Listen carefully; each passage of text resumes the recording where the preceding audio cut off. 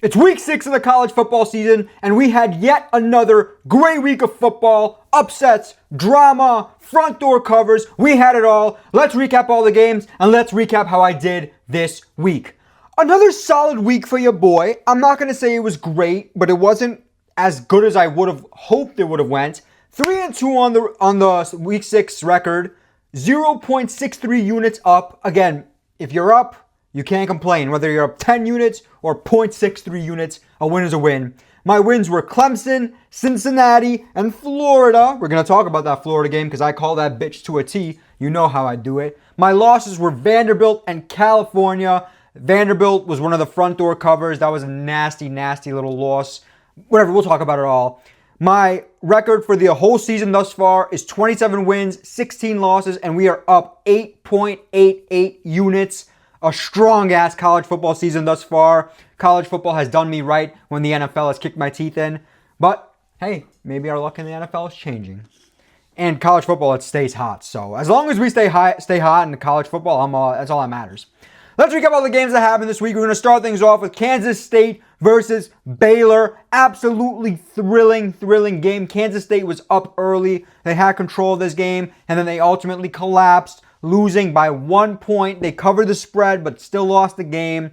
Baylor, man, this Baylor offense, they do some crazy shit. This Baylor offense is sick. If they had a defense, this would be a monster team. But that's just not the way it goes. Kansas State, what a horrible season has been thus far for them. Loss after loss. You know, they've done nothing this year. And even in a game like this where they played very well, they still managed to fall short. And that's the story of this Kansas State season. So much preseason hype just to do absolutely nothing. But there's a running theme with all this preseason hype and just to do nothing with a lot of teams thus far. Good win by Baylor. They battled back, won it, keeping themselves alive. Kansas State, it's over. Good night. Y'all done.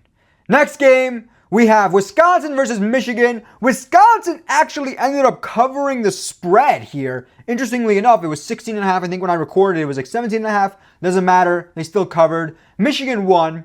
You know, and even though Michigan won, I was not impressed by this performance. I didn't watch this game, but Michigan should have won this game by a bit bigger of a margin. Wisconsin played well enough, especially on defense, to keep themselves within striking distance of Michigan. Michigan is significantly better than Wisconsin. They should have won this game by at least 3 to 4 touchdowns. Only winning it by 14 isn't all that impressive. But then again, doesn't really matter. The defense played very strong. Football, Wisconsin offense looked like garbage. Absolute garbage. Did nothing. Scored 1 touchdown. So, you know, you could complain and bitch about Michigan's performance, but at the end of the day, they did enough to win the game, even though their offense wasn't all that impressive. I'm glad I didn't bet this game because I would have took Michigan, and whew, thank God I didn't. Next game, we have Kentucky versus Georgia. I'm going to speed through some of these games because it's like, who gives a fuck? Georgia beat the shit out of Kentucky. I mean, they really did. I was worried that Kentucky would cover because they tend to play Georgia pretty well, like I said in my prediction video. But in the end, Georgia ended up covering this spread, winning the game. Now, they covered the spread by 1 goddamn point. And not even half a point. The spread was 20.5. They won 35-14. That's literally 21 points. They just barely covered this spread. So if you had Georgia, you were sweating. And even though Georgia has not been a great team against the spread this year, I'm pretty sure this is probably the first game Georgia has covered. I think. But definitely one of the first ones. So you got to take what you got to take, right? Georgia covered against a Kentucky team that tends to play them well enough to cover typically. Good win for Georgia. It was a bounce-back game after getting shit on by Alabama. That's what you want. That's what you need. Georgia covers. Georgia wins. Next game. Next, we have Iowa State versus Cincinnati. This was one of my official plays. I had Cincinnati, and this was a great performance from Cincinnati Bearcats. I think their name is Bearcats. I'm pretty sure. They balled the fuck out. They balled the fuck out. They were in control of this game essentially from the beginning. The score makes it seem a little bit closer than it really was, but this wasn't one of those back and forth games. Cincinnati had control of this game from start to finish. There was never a point where you were like, oh, Iowa State is really in it. At one point, if I'm not mistaken, because I'm not going to lie, Cincinnati played an amazing first half and a very sloppy second half. it was 31-7, I want to say, in that range, like somewhere in that ballpark. And Iowa State scored 2 touchdowns, I think one before halftime and one right after halftime. And it was looking like Iowa State was mounting a comeback. And Iowa State was, funny enough, kind of edging people with the comeback. They kept making it seem like they're going to come back, but every time, like, Cincinnati would put their foot on the gas and win the game. I mean, not win the game, extend the lead, ultimately winning the game. And I'm happy. At the end of the day, I said what I said about this game. It was a trap game, trap spread. Iowa State was better than Cincinnati on paper, and the spread indicated to me that they were begging you to take Iowa State as an underdog. They were feeding it to you. I said they're laying out the cheese, and they want us to be rats, but we are not rats. We're smarter than rats. We're sharp. We're college football sharp, I should say that. And I knew Cincinnati was going to win this game simply based on the spread, not knowing much about the Cincinnati team, other than the fact that they're solid, but they're not Iowa State level. Iowa State played well in this game. Even though the game got away from Iowa State pretty early, it didn't matter, because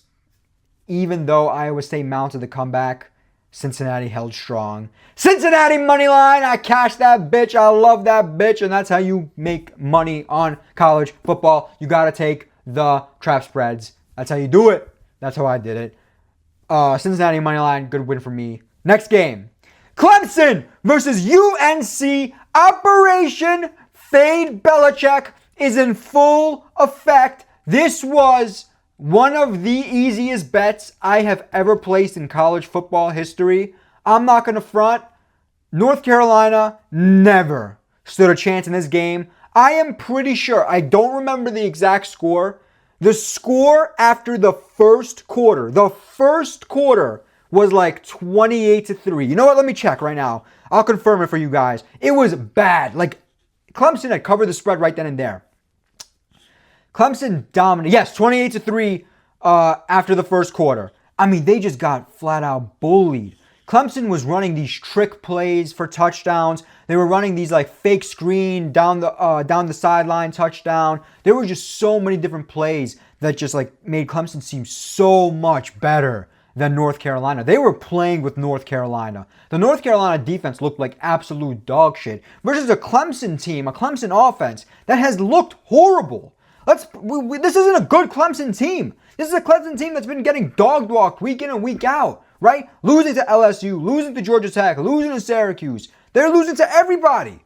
And then boom, they go out there and beat the dog shit out of North Carolina. Operation Fade Belichick is in full effect. Only reason I took this as an official play is because of Belichick. I knew this North Carolina team cannot compete with the big boys, especially as of yet. And the big boys, even though Clemson has been dog shit, Clemson knows how to play. And Dabo is going to coach circles around Belichick because Dabo has been in college football for God knows how long, and Belichick knows nothing about college ball. Easy win. One of my easiest wins ever. I don't even think I was sweating for one goddamn second in this game. Clemson dominated full-on, full-blown domination from the very beginning. 28-3 after the first quarter. I knew it was over, right? Because you think about it, 28-3. That would mean even if Clemson did not score for the rest of the game, they still would have covered the spread. I knew there was no chance in hell North Carolina was going to score on this Clemson team, a mad Clemson team that needed to prove to the world that even though they've lost to Syracuse and Georgia Tech and LSU, they're still like that, coming off a bye week nonetheless. Easy win for Clemson, easy cover for Clemson. I'm telling you guys, if you're not on the Fade Belichick train, hop on right now. I'm the conductor, baby. Because Operation Fade Belichick is printing money. Printing money. We're what? 3-0? Yeah, we're 3-0 Operation Fade Belichick versus TCU, versus UCF, and now versus Clemson. Easy money. Keep fading Belichick against good teams, and you'll be printing. Next game. Next we have another fantastic win for your boy. Texas versus Florida. Remember, guys, when I say I am college football, I fucking mean it. I am college football. I had a decent week this week, but who else is sitting here on camera telling you to take Florida on the spread and the money line? It was free. It was fucking free. I knew Florida coming off a bye week. Billy Napier coaching for his job. at home in Gainesville versus a Texas team that's ridiculously, and I mean ridiculously overrated. What did you think was going to happen? What did you think was going to happen? I'll tell you. Florida dog walks Texas. Again, the score in this game makes it seem it was closer than it really was. Florida was in control of this game from the very beginning. I'm telling you.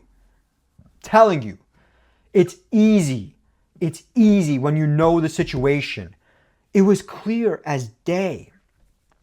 Florida was going to beat Texas. Texas is overrated.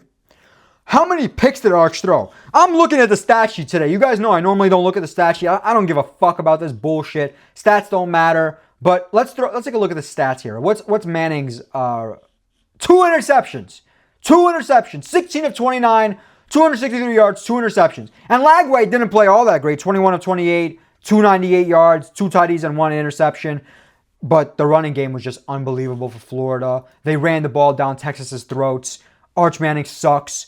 I can't believe there was a world where we were saying Arch Manning's going to be the undisputed number 1 pick. And as a diehard Jets fan who's probably going to have the number 1 undisputed pick, we do not want fucking Arch Manning, that's for sure. But fuck it, we're not talking about college. We're not talking about the NFL draft. We're talking about college ball and how good I am at predicting it. Florida continues to be a money printer for me. Man, when I pick Florida, I'm telling you guys right now, when I pick Florida against the spread and straight up at home versus a legitimate team, they do it for me. Remember last year versus Mississippi? Now this year versus Texas, and I'm sure it'll happen again. You gotta take the smart position, and the smart position was Florida plus 5.5, Florida money line. Now, I only gave out Florida plus 5.5, but I was damn near this close to giving out Florida money line. And the only reason I didn't give out Florida money line was because I had a really good money line pick last week, which, by the way, I know I had an amazing college football season thus far. I know, and I've been printing for you guys and for myself. But let's keep it a buck. That's 2 weeks in a row now. I predicted 2 massive underdogs. 6.5 point spread versus, Illinois and USC. Illinois covers and wins. Now Florida 5.5 wins straight up here at home. I don't know. I haven't looked at who's playing next week yet. It's early in the week. I'm going to look later on. But I'm going to give you guys a winner, a good underdog winner. Because that's what I do. Florida! Florida! Hell yeah! Spread. Money line, easy money. Texas sucks balls. Texas are done. They're not even going to make the playoff. They're not making no SEC championship. Texas are overrated this year. You know, it was horns up last year, and it's horns down this year. Good win for Florida. I love to see it. Next game. Next, we have Virginia versus Louisville. I told you I was very conflicted on this game, and I was thinking about taking, both Louisville and Virginia. My pick for this game, I didn't bet it, was Virginia to cover, Louisville to win. I was wrong in that sense. Virginia's legit. Guys, Virginia is legit. They come off a huge win versus FSU at home, and then they follow that win versus FSU up by beating Louisville on the road, man. 6.5 point underdogs in overtime. And Louisville was never really in control of this game. Actually, you could say that Virginia was more so in control of this game. Louisville made a strong little effort, strong little comeback to get it to overtime. And ultimately, Virginia was the one that clutched up. You can argue Louisville's decision to kick the field goal instead of going for it was questionable. But you have to have faith in your defense, and clearly the defense for Louisville sold. Virginia balled out in this game. I got to give Virginia a lot of credit. They played unbelievable football. They're a legit team in the ACC. Look, right now it's tough to say who's going to make it out of the ACC. The only real front runner would be Miami, just because of how talented Miami is, and we're going to talk about Miami. But I could see a Miami-Virginia ACC championship game. I'm telling you. Go win for Virginia. I told you guys I'd give them their credit, and I did. I'm going to right now. Virginia is legit. This team is talented as fuck. Good for Virginia. Got to give them all the credit they deserve. Huge win. Next game.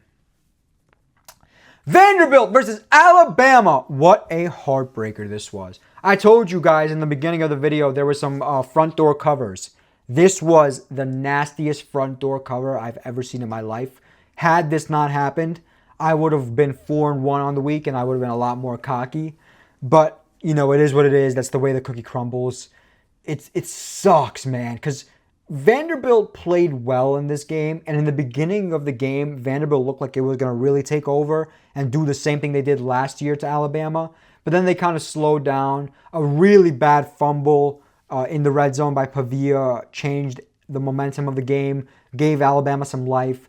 Alabama's offense played lights out. Ty Simpson looks fantastic. He's not a Heisman frontrunner as of yet, but he probably will be making a case for it soon enough, especially if Dante Moore doesn't have a great game next week, because I know he has a tough matchup next week.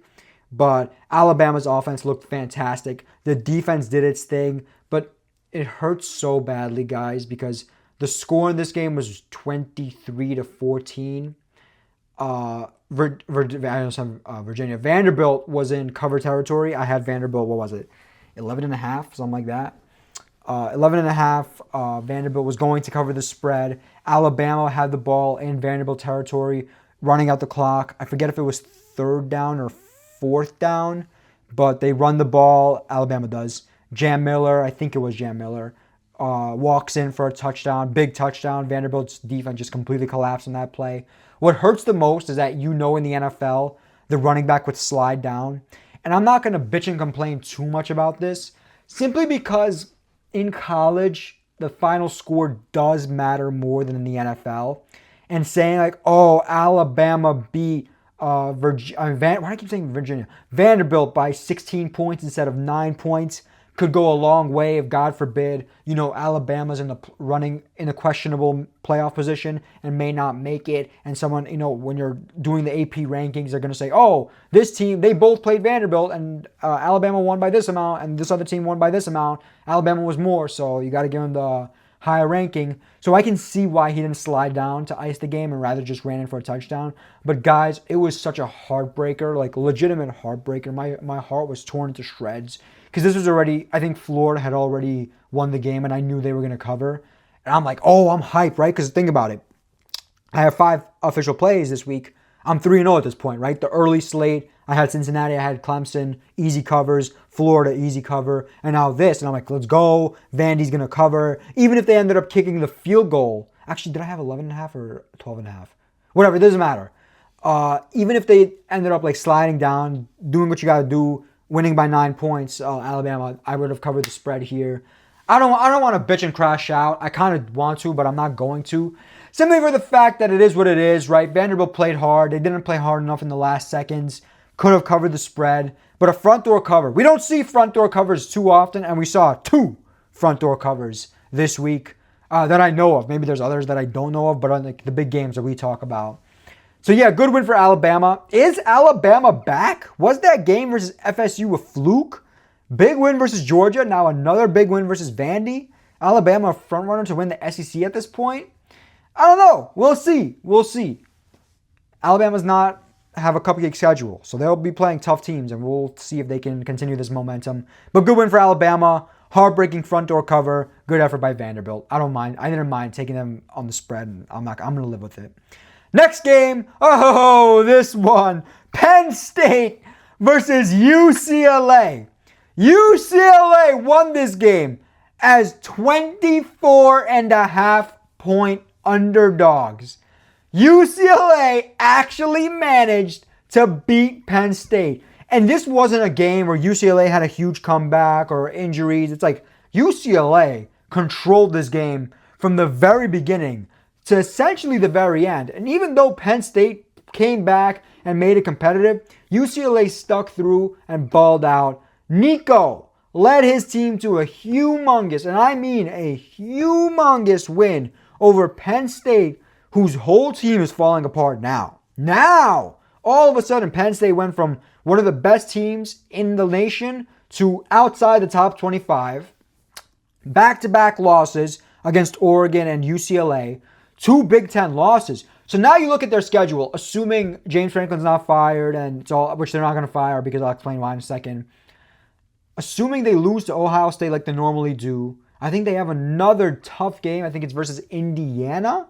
Penn State might not make the playoff. For all that hype Penn State had, 2 bad losses, and they're out of the playoff just like that. Now, you never know. They might, face their demons and beat Ohio State. Maybe they beat Indiana and they'll make it in with 2 losses for sure. But a loss to UCLA is atrocious. Considering we were talking about how UCLA may not win a game this season, and the game that they win is versus Penn State. Holy shit. Penn State better stick to fucking raping little boys, because football's not working out for them. I gotta give credit to UCLA, man. UCLA balled the fuck out. Unbelievable performance. They didn't let that Penn State defense scare them. They completely marched down the field whenever they wanted to and outplayed Penn State through and through. What an embarrassing loss for Penn State, and what an embarrassing loss for James Franklin. It's funny because obviously the James Franklin discussion was getting loud and people were saying, oh, fire Franklin, fire Franklin. You can't fire him. The guy's buyout is like 60 mil, maybe a little bit less than 60 mil. I saw it was in the ballpark of like 50 to 60 mil. Psh, Penn State's a rich school and they got money. But I don't know if you're paying that much money to fucking fire the coach, especially knowing who you're going to replace him with. Yeah, Penn State has been very, very good under James Franklin, and James Franklin has been very consistent with Penn State, but they can't win the big games. And even a game like this, a collapse like this, oof, oof. Horrible loss for Penn State, horrible loss for Penn State. This may be the game that eliminates them from the playoff. That's TBD as of right now, but we'll come back to it in a few weeks, we'll call it. Great win for UCLA. Great win. This could turn the UCLA season right around. Right around. You never know. Maybe UCLA goes on a run. Next game. Now we have Texas Tech versus Houston. I got this game wrong. I didn't bet on it, but I did say Houston to win, Houston to cover. I was wrong. Texas Tech is legit. All right, guys. I have Utah to win the Big 12, and I know Utah had already lost to Texas Tech. But boy, oh boy, this Texas Tech team is scary. Their offense is good. Their defense is good. Houston was never really in this game. And when push came to shove, Texas Tech pulled away, made sure Houston never had a chance. 35-11 victory. That's a 24-point victory. Houston wasn't even close to covering the spread, let alone winning this game. I got to give Texas Tech the flowers. They're legit. They are legit. Don't sleep on Texas Tech. This is not the same old Texas Tech team. They have a monster defense going on with a monster offense. Oh my God, Texas Tech, man. NIL is the biggest blessing for all Texas schools because these Texas schools are just throwing money out the wazoo. And it's so funny because I see all these this commit is going to Texas Tech over Ohio State and Alabama and shit like that. Simply because, the money is deep, very deep in these Texas schools, strong alumni and shit. And that's the NIL era we live in. Great win for Texas. Tough loss for Houston. Never really had a chance. It is what it is. Next game. Next we have Texas A&M versus Mississippi State. At first, Mississippi State was keeping this game within striking distance. But when push came to shove, Texas A&M just dominated, took over completely outplayed Mississippi State. Mississippi State had a good performance last week, but, they blew their load too early, and Texas A&M just dominated full on, 31-9, 17.5 covered easily, and I mean easily, never even a competition, never even a sweat. That's the way it goes, man. Texas A&M standing on top of the SEC, right? Them, Bama, Mississippi, all looking like legit SEC contenders. I guess Oklahoma as well. As of right now, Oklahoma has Murderers Row coming up. But yeah, great win for Texas A&M. They've had tough levels of competition. But I still want to see the Texas A&M team versus a good SEC team, which will happen eventually. But Texas A&M's cupcake schedule might be the reason they walk into the SEC championship. But we'll see. Next game. Next, we have Miami versus Florida State. Probably one of the best games on paper this week. Did not turn out that way. Miami dominated Florida State fully. Castellanos was throwing interceptions. The offense for Miami was dominating. Miami won the battle of trenches, like I said. They have a stronger O-line, stronger D-line. This Miami team is legit. They run Florida. They beat every Florida team, right? Florida State, USF. This is a monster Miami team. And again, don't let this score fool you. I'm going to be honest. Don't let this score fool you.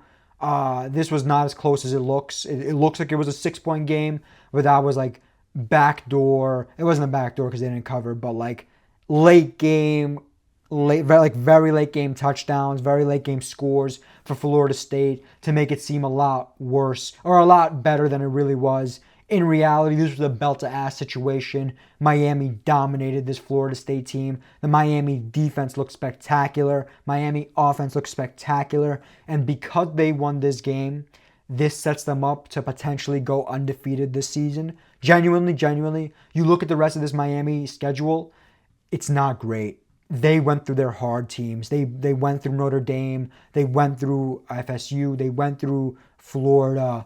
Miami might go undefeated, and I don't see any other ACC team challenging Miami. I'm going to be honest. I really believe Miami is the undisputed best ACC team, and they would be either my number 1 or number 2 pick to win the Natty, like I say every week now. Them and Oregon, it's 1A, 1B. I kind of like this Miami team a lot. I don't think there's any value on betting on them to win the Natty right now. The value was there. I should have took it when I had the chance. But I want to see Miami make a deep run. This team is legit. This team is fucking legit. Beck is playing out of his mind. The O-line is giving him time. The run game is efficient for Miami. I could sit here and rave about Miami all day long. I was very impressed by this performance. They look spectacular. Florida State! Coming off now back-to-back losses in the ACC, one to Virginia, now to Miami.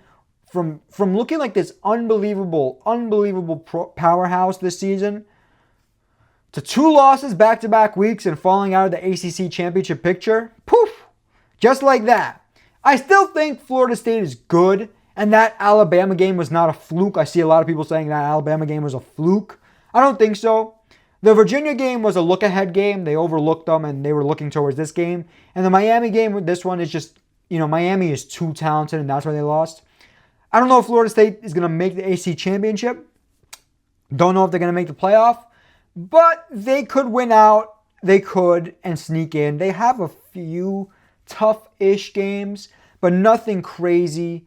Florida State should be able to clutch up and make it maybe to the playoff. Maybe. I'm not going to say they will, but they're not as bad as it seems. It's just they've gone into a very difficult challenge versus Miami and the overlooked game in Virginia. And now Virginia's looking legit as well. Like Virginia had a huge win this week too, so maybe that loss to Virginia is not going to age that badly. Next game. Next we have Colorado versus TCU. So this is hilarious. Another front door cover here. This front door cover would have went in my favor, funny enough. I said I'm not going to bet this game even though we have Operation Fade Coach Prime. And I specifically did not bet this game, did not touch it. And at first, Colorado was up like 14-0. And I saw they were up 14-0. And I'm laughing. I'm like, oh my God, like, am I actually going to be right about this game? Where it's one of those there, like, Colorado's going to either win the game straight up or cover the spread because, like, it's a sleeper game for TCU and I'm going to look like a genius for not taking it. Wrong. In the end, TCU storms their way back. It's 28-21 late in the game. And for some reason, I don't know why, TCU decides to throw a touchdown, right? Hoover throws a touchdown back of the end zone. And they cover the spread. If you had Colorado plus 13.5, absolute heartbreaker. They lose by 14 after being up 14. That's insane. What a 28-point swing that is. From up 14 to down 14, not covering the spread. Heartbreaker.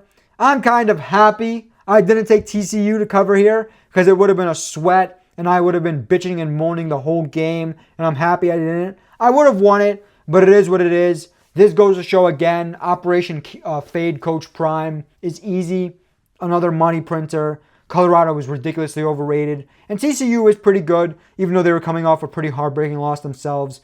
Good win, even though I don't know why they threw a tud to cover the spread. Another front door cover. A lot of front door covers this week. Next game. We wrap things up with Duke versus California. Absolutely horrible pick by me. Guys, this was a horrific pick by me. Worst part about this one is California started out this game so well, and I mean so well. They were in firm control of it. Let me check what the score was. Like, Cali was playing so well. It was like, I wasn't watching it. I was watching UFC, which, by the way, I had a great UFC game because, my boy Poatan, Shama no Shama, right? It was what, 21-7? Yeah, 21-7, and then Duke just scores like 24 unanswered. No, more than 24 unanswered. It was, what, like 38? 38 unanswered, something like that, after it being 21-7, just to dominate Cali. And look, I would have been really mad about this game had my boy Poatan not won. So at least, my king, my glorious king, Shama, did his thing, and I didn't watch this game, so I don't know what the fuck happened, but the Cal defense just fell apart completely. The Cal offense just stopped playing. I don't know how Duke did this. Duke has fucked me this season all the time. When I bet on Duke, they suck balls. When I bet against Duke, they play like God mode. I am not touching this Duke team anymore. I said I'm not going to touch them anymore, and I did it because of my rules for West Coast football. It is what it is, and this is the reason I went 3-2. If I didn't bet this one, I would have went perfect. I'm kidding. I'm just making shit up, coping. Vanderbilt was a tough loss. This was an absolute bullshit pick. I don't know what the fuck happened with Cal. Started out so well. I'm looking like a genius. And then all of a sudden, Duke just remembers how to play football. 2 a.m. Dominating Cal. Cal should be ashamed of themselves. Defense played like shit. Offense stopped playing completely. Interceptions, bad throws, disgusting performance from Cal. I'm not going to bitch. I'm not going to moan. I was up for the week, and that Florida win really boosted my spirits. That was my recap of week 6 of the college football season. The king of college football, because I am college football, stays doing his thing. Let me know your thoughts down below on this week of the college football season. Who did you guys have? Were you guys affected by any of these front door covers? Let me know down in the comments below. See you next time.